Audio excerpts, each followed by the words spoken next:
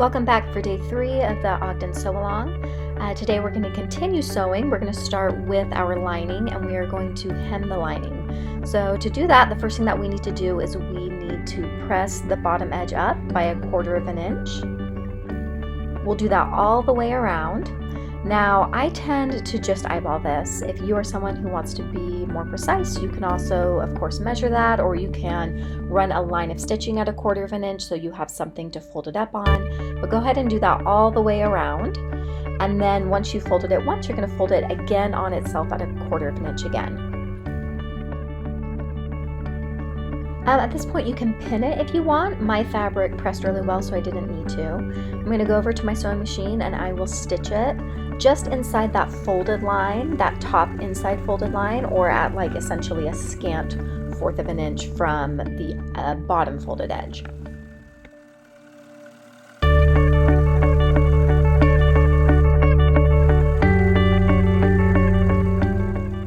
So now that the bottom edge of the lining is finished, we are going to attach the lining to the main cami. So grab your main cami, make sure that it is right side out, and then you are going to want those straps pointing down and keep them out of the way for these next few steps. You're going to now take your lining piece, and with the lining wrong side out, you're going to put it on top of your main cami. Make sure that you have the fronts matching to the front and the back to the back. You can check the armhole notches to make sure what the front and the back are. And then you're going to pin it all the way around. Once again, make sure that those straps stay out of the way for this step. Sometimes it's nice to pin the bottom edges of that strap to the lining just to kind of keep it out of the way.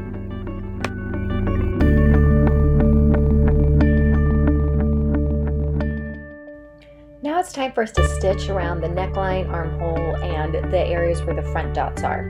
So when you get to the V at the center front and the center back, you're going to leave your needle down in the fabric, pivot, and then continue stitching for a nice point. Don't stitch 1/2 inch in either direction of the back dots. This is going to allow room for the strap to be inserted and attached later.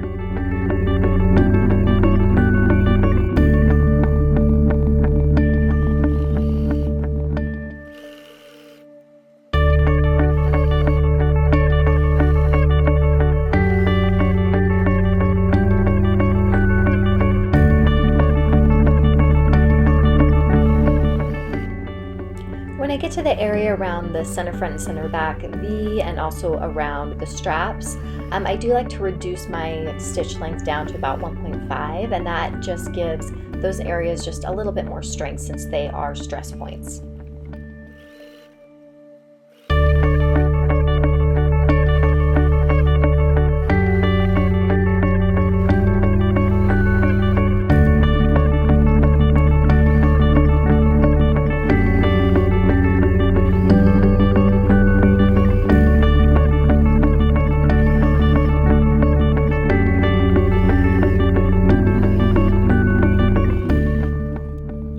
Make a small snip close to but not through the point of the V at both the center front and center back. And then you're going to also make more snips around the curves of the armholes and necklines. This is going to help it to turn more easily and have a smoother curve in those areas.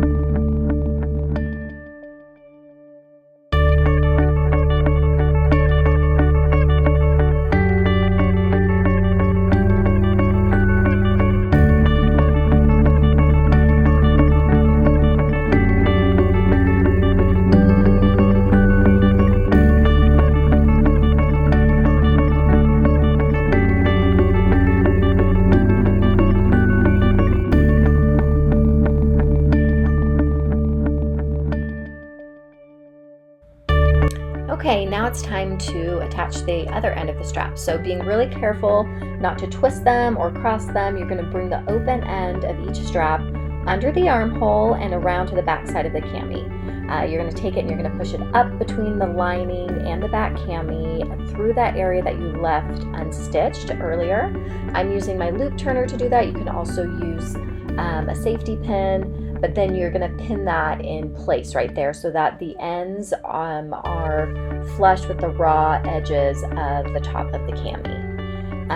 So once you pin that in place, what we're going to do is we're going to go over and we are going to go to our sewing machine, and much like we did before for the other end of the strap, we are going to stitch that. Now what I actually recommend that you do is that you base that first. That way you can try it on and make sure that you like the length of the strap, and also be extra careful that you didn't twist it in the process, because sometimes that can be a little bit tricky to get right the first time. Once you're happy with the strap length, you're going to go over to your sewing machine and do a final stitch there, attaching that end of the strap to the top of the cami. Now we just need to trim the seam allowances around all 4 straps. This is going to just reduce the bulk, and it's just going to make it look a lot cleaner once we turn it right side out.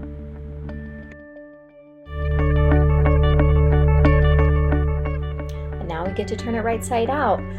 The easiest way to do this is just kind of pull on the straps, and that's going to pull those areas out in those corners, and then just push that lining to the inside, and you can start getting a real good look of how the finished cami is going to look. We're going to stop here for today.